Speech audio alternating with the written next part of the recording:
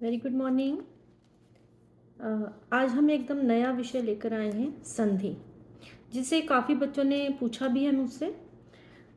संधि को समझना थोड़ा मुश्किल लगता है, लेकिन इसके कुछ नियम हैं।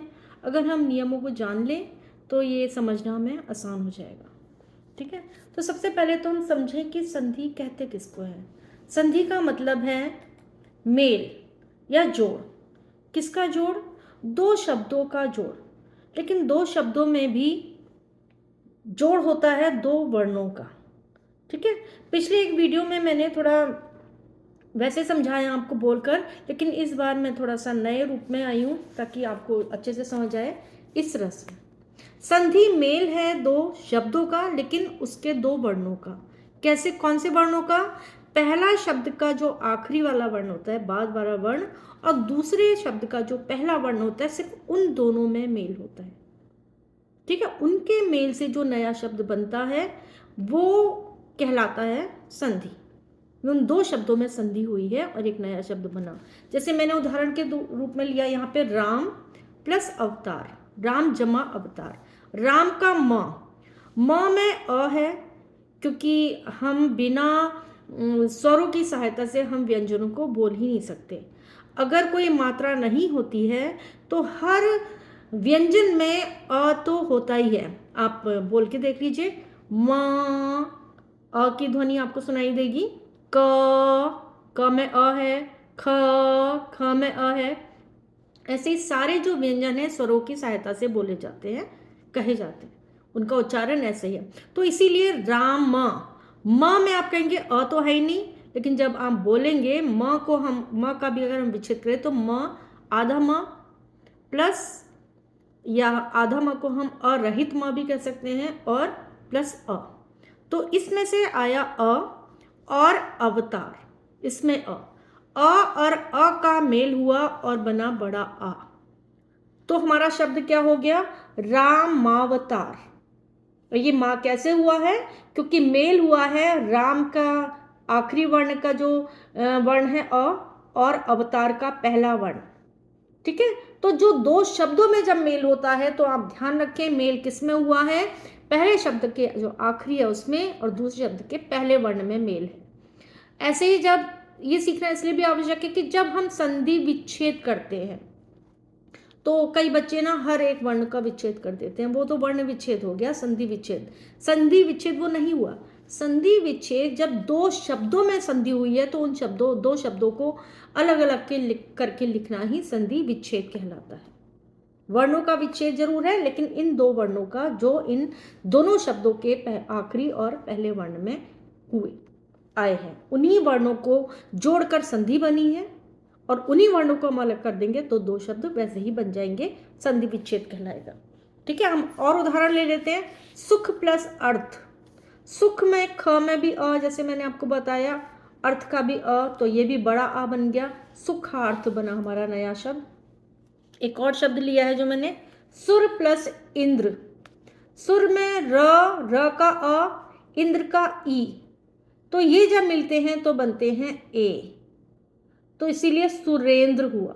अब ये कैसे है, आगे जब हम इनकी व्याख्या करेंगे और बताएंगे तो कैसे ऐसे नियम हैं, हम तभी समझेंगे कि ये ए कैसे बन गया। ठीक है, नियम के अनुसार।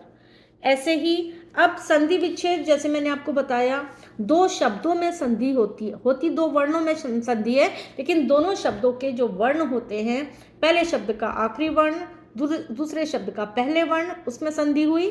उनको ही अलग करके हमने दोनों शब्दों को लिखा तो हमारा वही हो गया संधि विग्रह।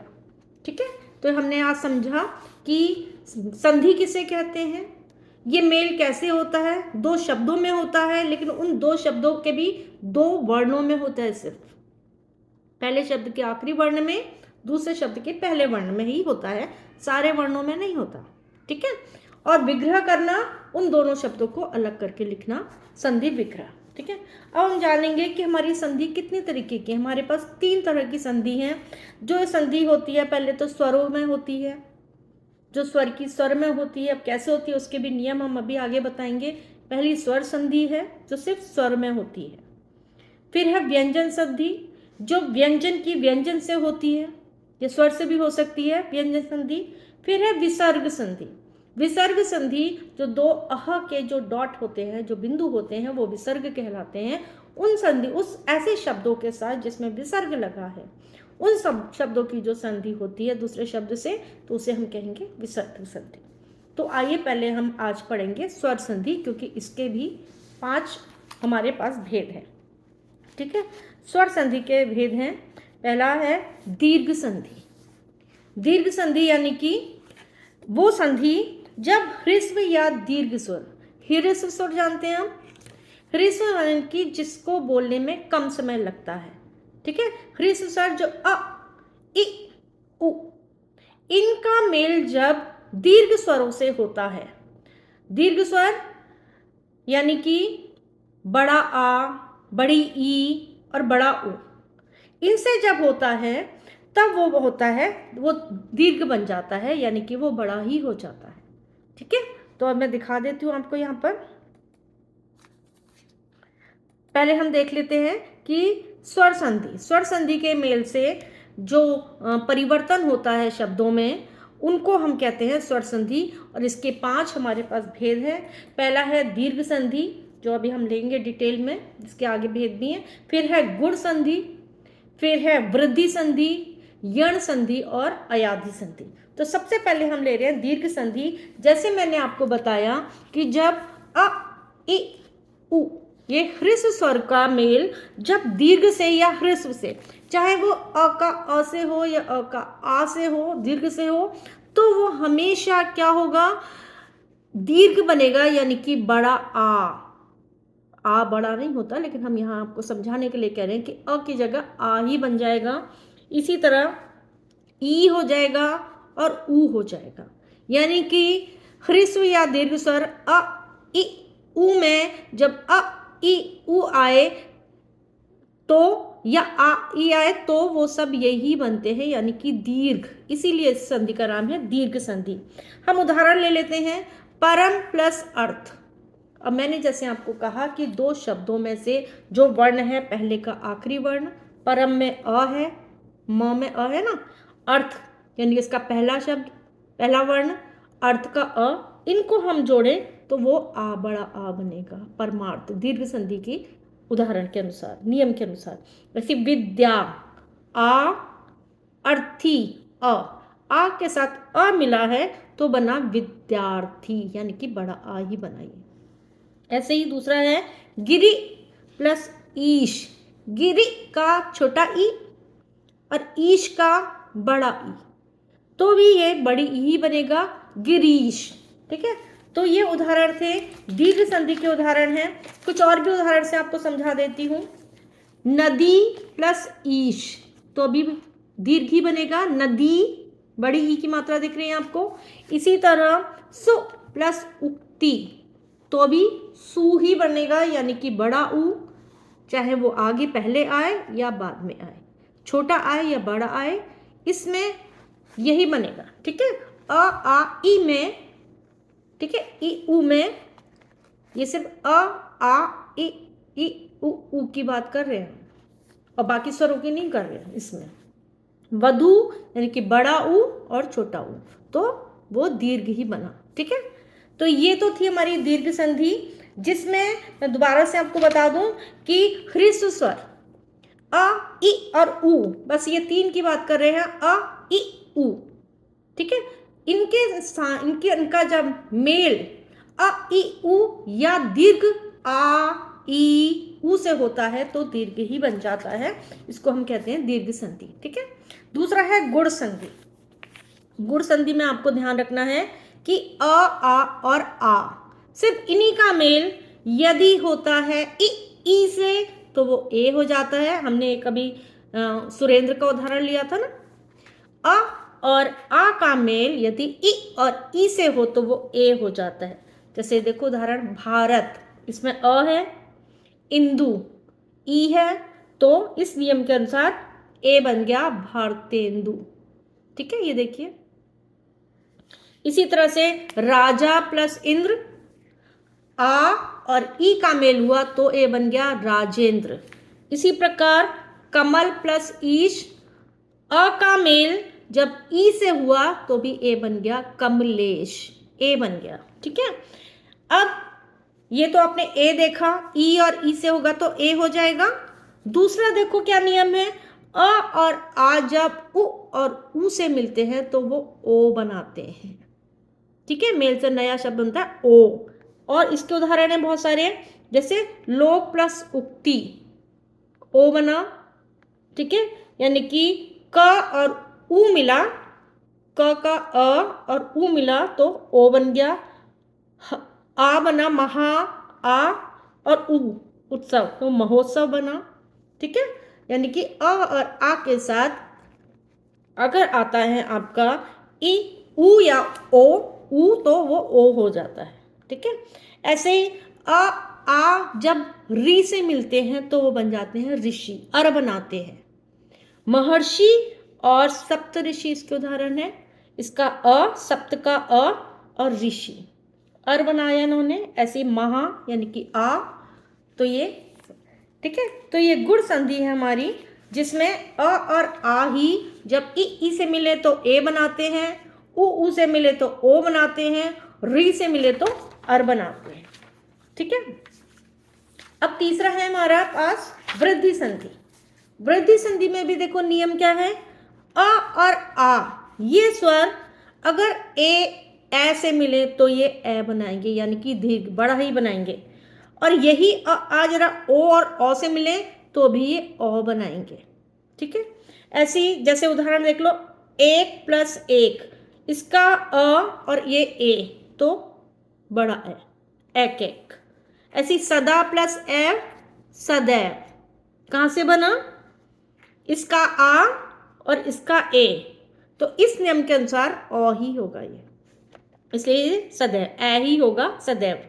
परम प्लस औषध, अ ओ, इस नियम के अनुसार अ ही बनेगा, परमोषध, परमौषध। महा प्लस ओजस्वी, महोजस्वी, इस नियम के अनुसार वृद्धि संधि। चौथा है हमारा यण संधि। यण संधि का नियम क्या है, ई उ और ऋषि के बाद अगर कोई अन्य स्वर आ जाए कोई भी, तो क्या हो जाएगा, ई का यह हो जाएगा, ई और बड़ी ई, इन दोनों का क्या हो जाएगा, यह बन जाएगा। अभी हम उदाहरण देख लेंगे, उ और ऊ का व बन जाएगा, री का र बन जाएगा, यानी कि अरहित है, ये भी अरहित है, ये भी अरहित है। कैसे बनेगा हम और देख लेते हैं इसके उदाहरण। ये हमारे पास अति प्लस अधिक, अत्यधिक, आपने देखा ये य इसमें नहीं है, कहाँ से आया, क्योंकि ई के साथ में मिला ना तो यह हुआ, तो इसलिए ये अत्यधिक हो गया। ठीक है, ऐसी यदि प्लस अपि, यद्यपि। ठीक है, इसी तरह वी प्लस आकुल, व्याकुल, आधा यह आ गया। वी प्लस उ, व्यू। अनु प्लस आय, अन्वय। सु प्लस आगत, स्वागत। पितृ प्लस आलय, पित्रालय। अब यहां पर छोटी ई अ से मिली है तो यह बन गया है, छोटी ई अ से मिली है यह बना है, वी आ से मिला है तो या बन गया, ये देखिए। वी ऊ से मिला तो यू बन गया, इसमें भी छोटा ऊ अ से मिला तो व बन गया, इसलिए अन्वय आया यहाँ पर। सु प्लस आगत में स्वा बना क्योंकि वा बन गया, इस नियम के अनुसार कि ऊ और आ मिलकर वा बनाते हैं। इसमें री के साथ में आ आया तो ये त्रा बन गया, रा बना। ठीक है, ऐसी मात्र प्लस इच्छा, मातृक्षा, यानी कि री के साथ में ई मिला तो मातृक्षा। तो आपने समझा कि यण संधि किस तरह से इसके नियम है। अब हमारे पास है आखिरी संधि, अयाधि संधि। इसमें ए ओ के बाद कोई भी अन्य स्वर आ जाए तो वो बदल जाते हैं। ए बन जाता है अय में, ए बन जाता है आय में, ओ बन जाता है अव में, औ बन जाता है आव में। उदाहरण देख लीजिए, देखिए जैसे चे प्लस अन, यानी कि इसका ए और अ चयन बना। नियम ये है इसी तरह से न प्लस अक, गे प्लस अक गायक, न प्लस इका नायिका। कैसे हुआ? ए प्लस ई मिला तो आई बना। पो प्लस अन पवन, पो प्लस इत्र पवित्र, पौ प्लस अक पावक, नौ प्लस अक नाविक, भौ प्लस उक भावुक। तो ये नियम है हमारे, ये नियम हमें याद करने होंगे। जैसे हम मैथ्स में हम टेबल हमने याद की थी ना, उसी तरह से ये कुछ नियम हैं छोटे छोटे जो मैंने आपको शॉर्ट में ऐसे लिख के बताए हैं। ये कीवर्ड्स हैं, आप याद कर सकते हैं और आपको कभी भी आप गलत नहीं होंगे, कभी भी आपको गलती नहीं लगेगी। ठीक है। दूसरा हमारी ये तो स्वर संधि थी, स्वर संधि के भेद ही पूछे जाते हैं 8वीं तक, 9वीं तक भी। व्यंजन संधि है जिसको मैं शॉर्ट में बता देती हूँ। व्यंजन संधि जब व्यंजन वर्ण का व्यंजन से या फिर स्वर से मेल होता है तो उसे व्यंजन संधि कहेंगे। कुछ उदाहरण है जैसे जगत प्लस ईश, यहाँ पर ये व्यंजन है, इसका स्वर से हुआ है मेल जगदीश। वाक प्लस ईश व्यंजन और स्वर का मेल है। दिक प्लस अंबर, जगत प्लस नाथ, इस दोनों में दोनों ही जो है वो व्यंजन है, व्यंजन का व्यंजन से ही मेल हुआ तो जगन्नाथ स्वर बन। ठीक है। नया शब्द विसर्ग संधि, जैसे मैंने आपको बताया था, विसर्ग वाले वर्ण का मेल जब दूसरे शब्द से होता है तो वो विसर्ग संधि होती है। उदाहरण देख सकते हैं आप, धनु प्लस टंकार तो बना धनुष टंकार। ऐसे ही दुह प्लस उपयोग दुरुपयोग। ऐसे मनः प्लस कामना मनोकामना। इनके भी नियम है कि किस तरह से ये दिक प्लस अंबर दिगंबर कैसे बना, तो इनके भी नियम हैं कुछ, आप अगली कक्षा में पढ़ेंगे। ठीक है, अगली वीडियो में बता सकते हैं। तो लाइक और कमेंट करिए प्लीज़, कमेंट करके मुझे बताते रहिए कि आपको समझ आने में आसानी हुई है या मुझसे कुछ सहायता मिली आपको, अच्छा लगेगा। बाय।